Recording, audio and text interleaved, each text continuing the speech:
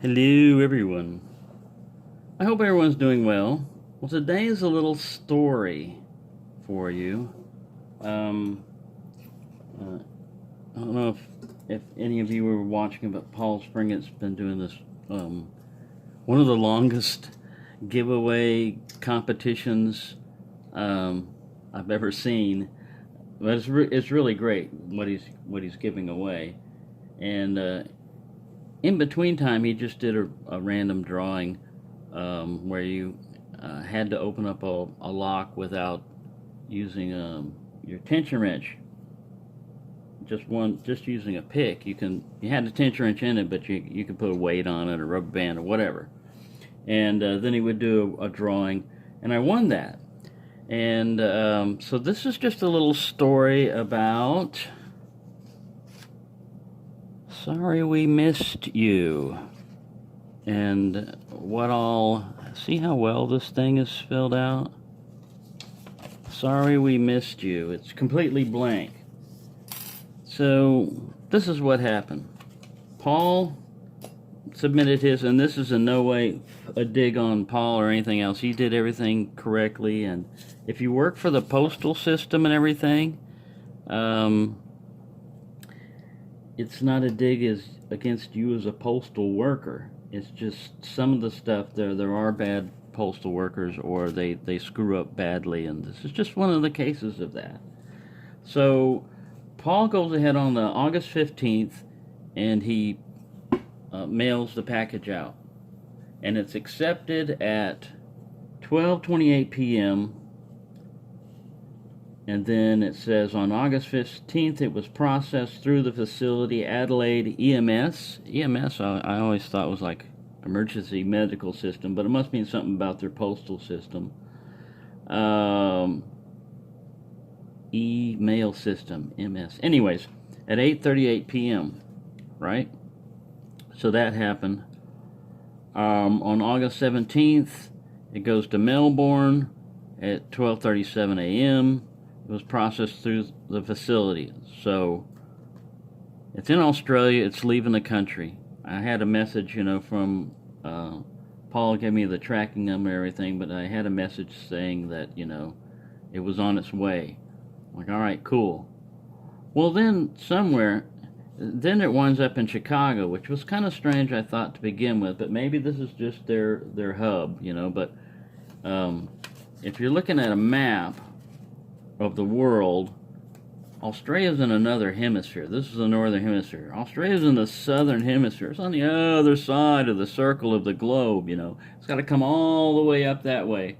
So the first stop, like Houston has an international airport, Houston, Texas. No, we're going to go past Texas, and we're going to go all the way up to the northern part of the United States. So this is kind of like why postage costs so much, I think, would be this story also. Why stuff costs so much is because not only you're paying for the fuel cost, you're paying for the inefficiency and stupidity that's like built into the system. But anyways, it goes all the way up to Chicago, and it arrives there, and it's got to go through customs. All right, cool, it's going to go through customs. So August 19th, it arrives at 6:28 p.m., and it's in Chicago. August 20th, it's inbound out of customs at 2:36 p.m. Pretty cool, time's going pretty good. August 20th, it arrived at the UPS facility at 3:55 p.m., Chicago International Distribution Center. All right, they're getting ready to ship it out. Boom. Everything's looking good. Next thing, it comes up, August 21st at 7:28 a.m. It arrived at UPS Regional Destination Facility, Capel, Texas. There's another L in there. I didn't throw it in. Or maybe there isn't. Anyways, that's not my city or anything. It's just near it, So then, that same day at 7:24 a.m., that same day at 11:10 a.m., it arrives at my post office. They're usually out distributing mail before then, but it got to the carrier in time August 21st, 12:20 p.m., notice left, no authorized recipient available. What happened on that was, I'm usually at my house all the time. I'm usually here all the time, and my Jeep's, not legal and everything. My friend has just gotten a job recently, a friend of mine. He just lives down the street from me, and the job just lives down the street from me. Well, he got let off his job early, like 11 o'clock one morning. He called everybody he knew. He couldn't get a ride home. He could walk home, but he was wanting to know if I could give him a ride. So I gave him a ride. During that time that I left, that's when the postman came by and left this notice on the door, which is what they should do, that they leave it here. They should tell you that it was a package, what it is, and it's available for pickup after 8 o'clock or after 4 p.m. on that date. I couldn't get to the post office in that time, but when I got back, like about 1 o'clock, I went online for redelivery. I went online and I scheduled this thing to be redelivered tomorrow. The 22nd, the day after that, And it said cool. It had this little form. It tells me, what should they do, hold it or send it back or whatever. And I said, no, redeliver it. And I've got their email confirming it, that they received that stuff. Well, in the back, they're supposed to sit there and say, you can choose one option for redelivery or pickup. Go online to redelivery, let your carrier know when you'd like to leave it, or redeliver on this date. That's what I did. Or you can go to the post office. Or you can send someone to serve as your thing, or you can leave this note on your door, and they come back to get it. Well, before they even gave me a chance to reply, people work and stuff, so somebody leaves something at 12 o'clock in a p.m., they can't necessarily get to the post office that day and stuff, but they can go online and say, hey, just redeliver it the next day. They don't send it back to Chicago. It said first attempt. When I was looking at it, it says like right here, first attempt, not final notice. And then it should say we'll hold it until before we send it back to Chicago. But man, that very next day it was, or that night, really, 12:52 a.m. it arrived. So it got here, it made it through everything, and then they decided, we don't know what to do with it. Let's just send it back to Chicago. Hopefully it's not going to go back to Australia. But I was looking forward to picking Lockwoods. That's why I made this little chain here, because at first I started off just picking my little Lockwood locks. And then I decided, you know what? I'm just going to make a little chain of locks. So I want this to be kind of a lock picking video also. So I'm going to start with this little Brinks here and go on. But yeah, that's just a frustrating thing, is you're looking forward to stuff, excitement, you can package in and everything, and those locks are really awesome, the Lockwood locks, and building them, putting them back together, all this is just like something that's fun and anticipating, and what happens? They screw up, man, before you even get a chance to respond, do anything. It's going back to Chicago. Like, well, we're just a post office. We can't keep letters and stuff lying around. So it was pretty frustrating. So I was just sitting here. I built up this chain of locks, and I was just like, I'd pick one and go through another one, and I just started putting together Lockwoods and anybody, just a variety of locks there that I could sit there and pick and work my way through down the line. So this is a Lockwood from Australia, and this is the one that was already made. Paul sent me one that you have to make, and I've got that one in here also.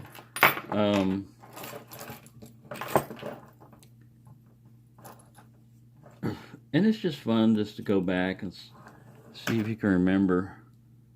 You know, it's just a good way to practice. Keep your locks together. It's got a deep falset. Got some counter here. Uh-oh. If you get a click in it, you lose your falset on these guys. You might as well reset.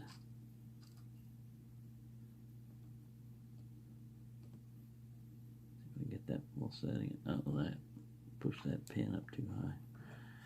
Yeah, they're tricky, even the little ones. But I was picking the laminated one and the one that you build also. And all right, we've got a deep falset now. Just gotta find the spool. I gotta click, but I was just trying to use one pick also. There we go. Use one pick. I gotta keep the key with it too because it's one of those cool keys that's got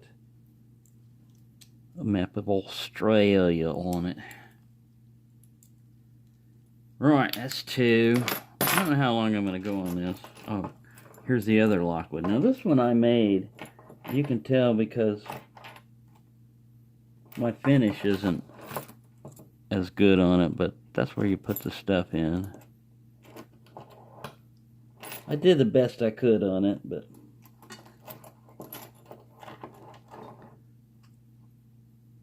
so yeah, those are the 2 little lockwoods. But yeah, hopefully that, and that's where that's the latest update on that package. I guess today I'll try. I got a false set.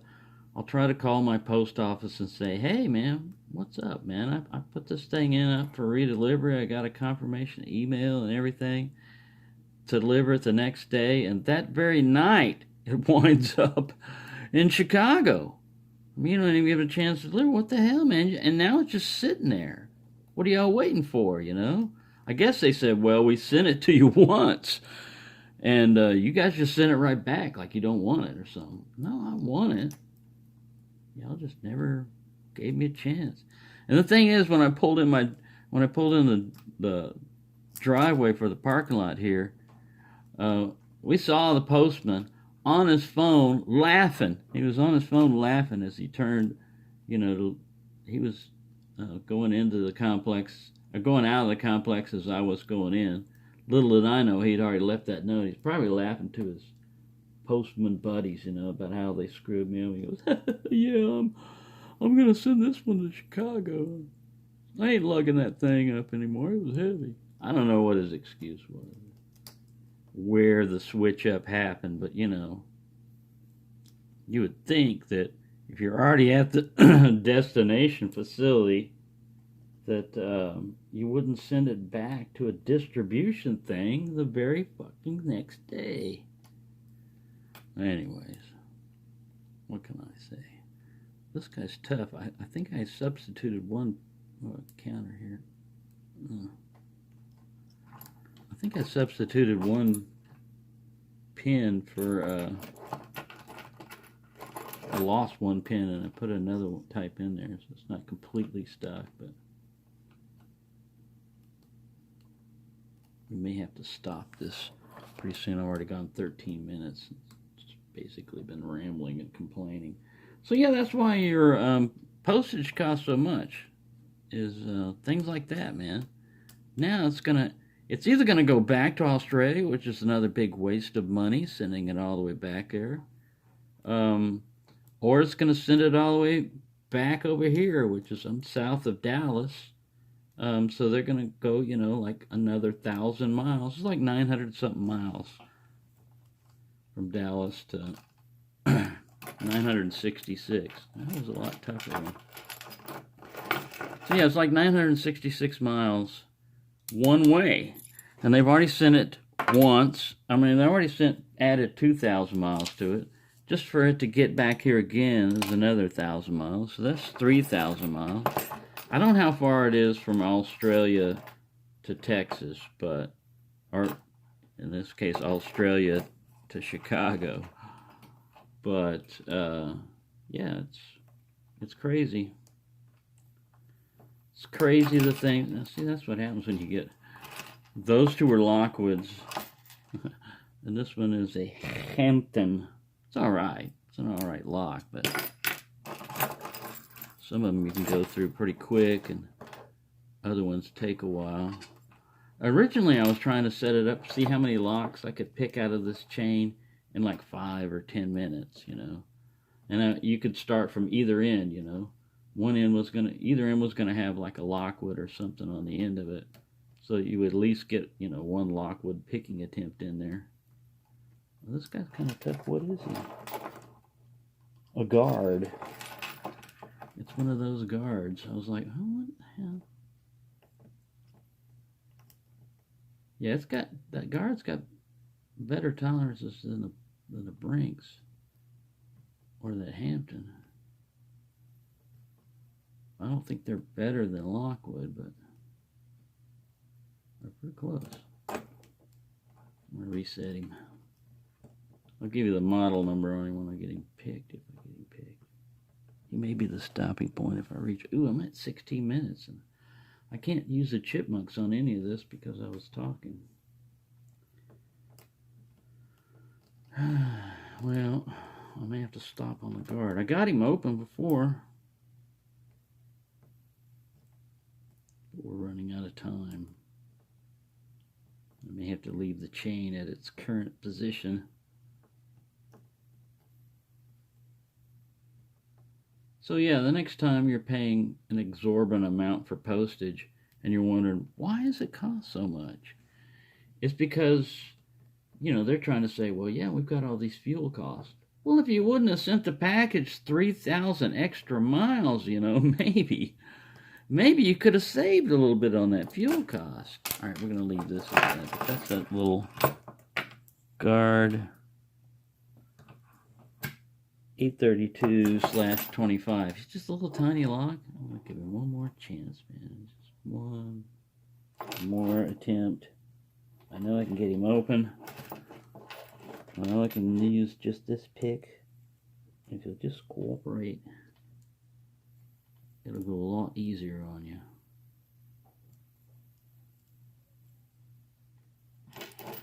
Ow, ow, my hand's starting to cramp too, so we are reaching a limit.